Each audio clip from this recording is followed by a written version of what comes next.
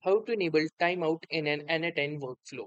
So hey guys, welcome to this tutorial. In this tutorial, I'm going to show you how you can basically add a timeout for your n8n workflow. So this could be done for a number of reasons, like for security purposes or for the purpose of not flagging your machine as a heavy load. So whatever the reason could be, you can enable this setting very easily in your n8n workflow. Simply click onto these three dots and in your n8n workflow, and then click onto the settings option. And within the settings, you will see this timeout workflow.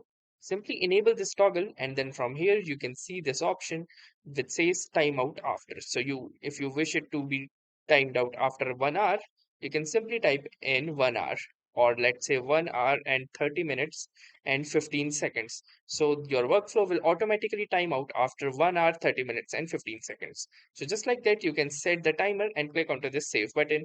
And but it says the timeout is longer than allowed maximum timeout is 1 hour. So we will need to fix it to 1 hour, as you can see right here in this message.